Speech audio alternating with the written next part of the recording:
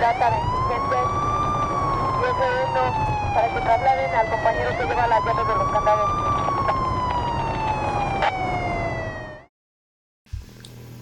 I have longed to tell this chilling tale, and a few others, but I had been waiting to find the right platform. Even now, it remains the most terrifying experience of my life, and I hope it serves as a warning to young women who take solo trips whether in the day or at night. Moving on to a little background.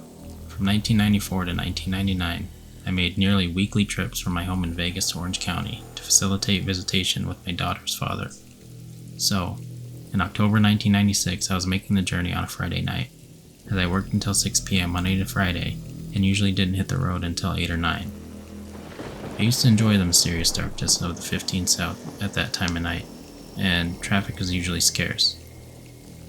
As I approached Baker, California, I exited the freeway to stop at our favorite gas station and food court. This night was foggy and incredibly dark, but the gas station was well lit. Deciding to top off the gas after using the bathroom and grabbing some snacks, I parked at a pump close to the store's door.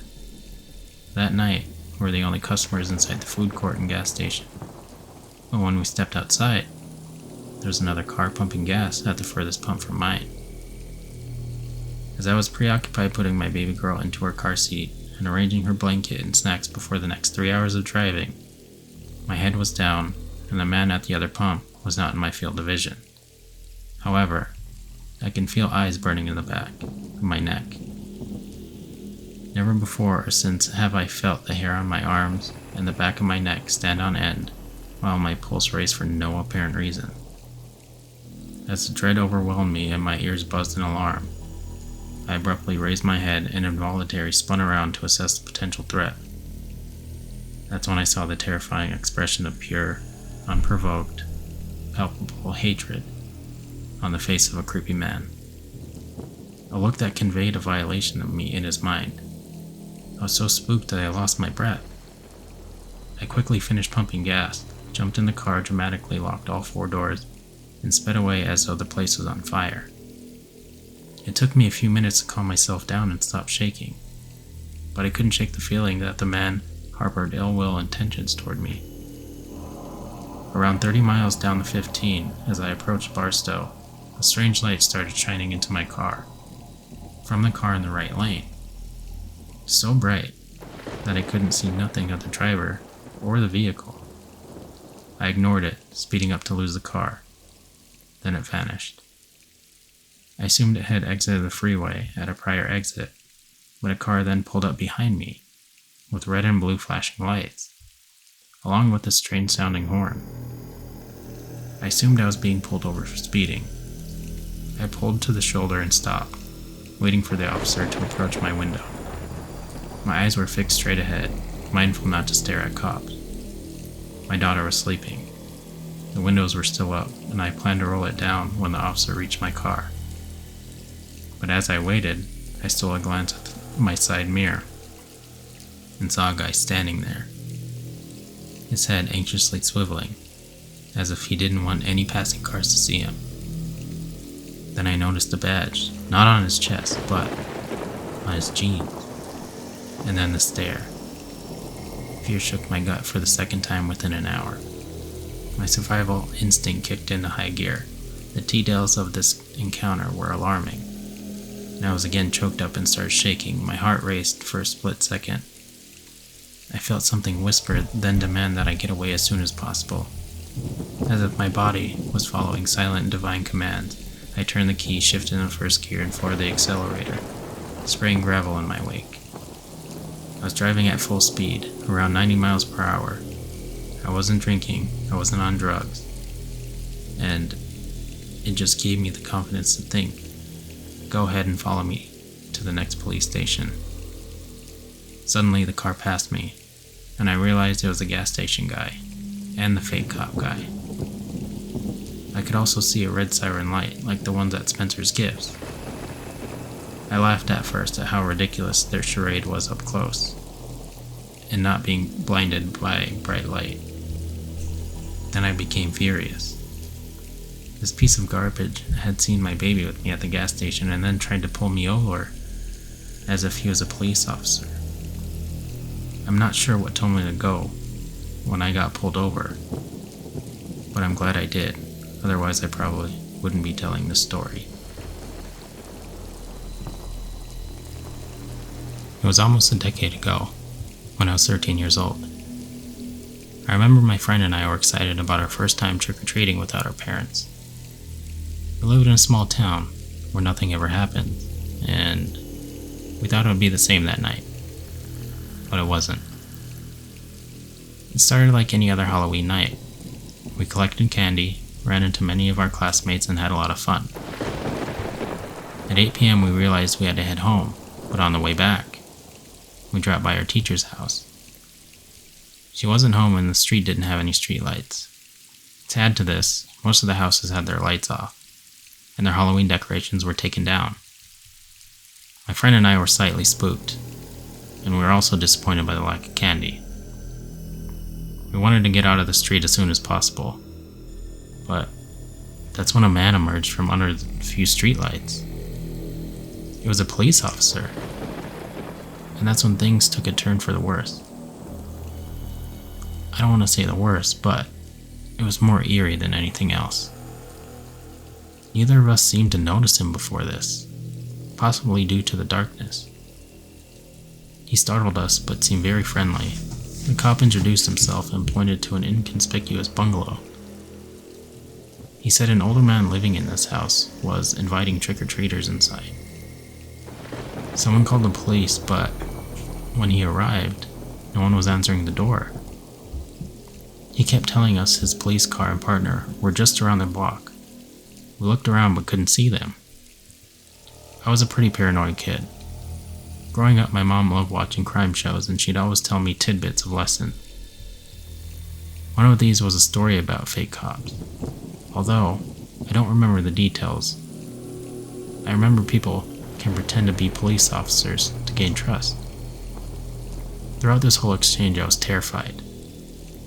His lack of badge, police car, and partner just didn't feel right. I was also conflicted because he was smiling, and it seemed like he just wanted to help. That was until we heard his strange request. He said he needed to speak to this potential predator and needed our help.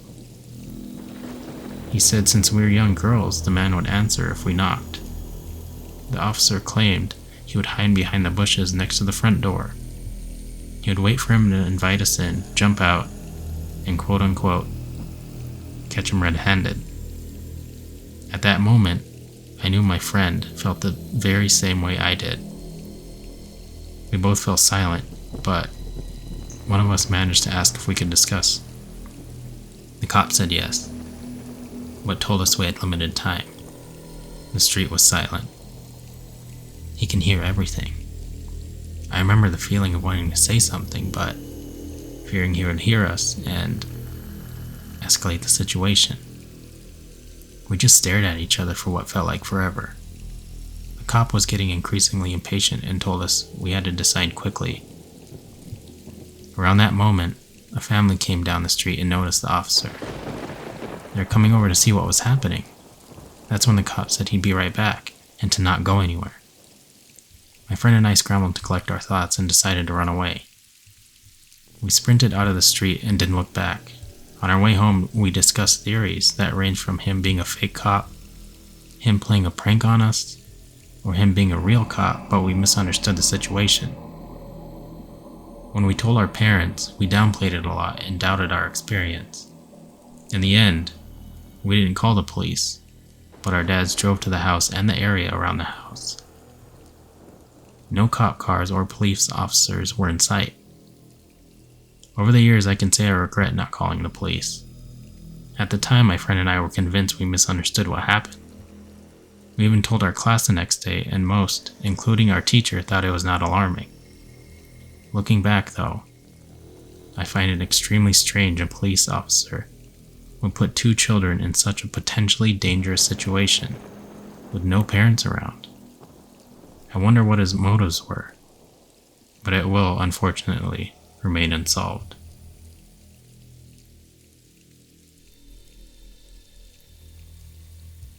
This happened around 2012, and I was living with my grandmother in Long Island, New York.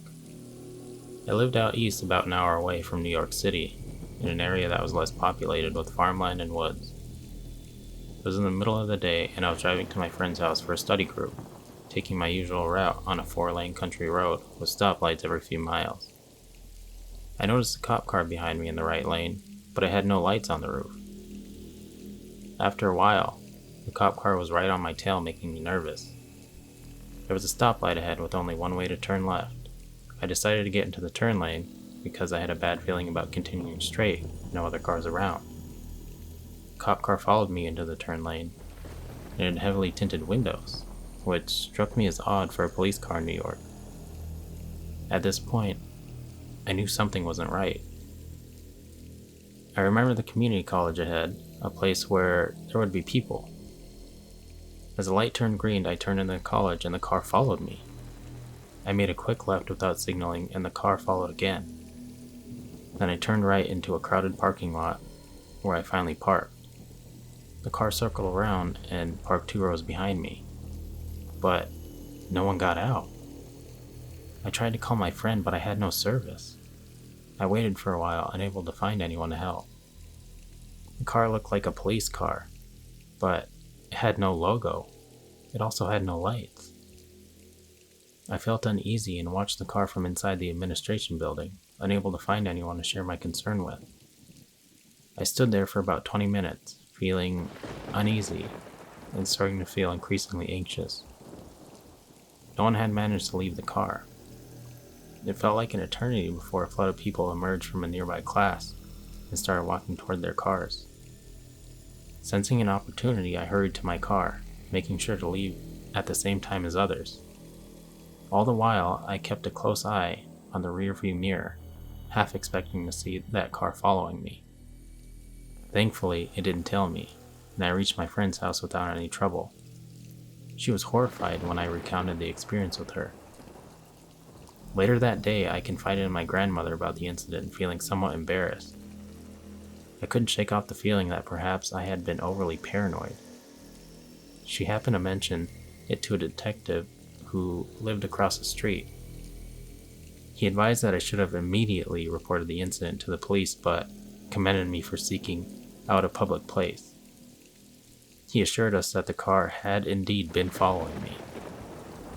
I'm grateful that I listened to my instincts that day.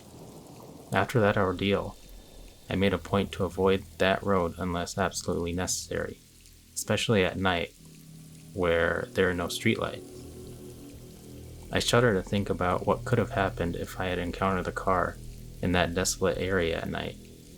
While not the creepiest encounter, it certainly left me shaken, and I hope to never experience anything like that again.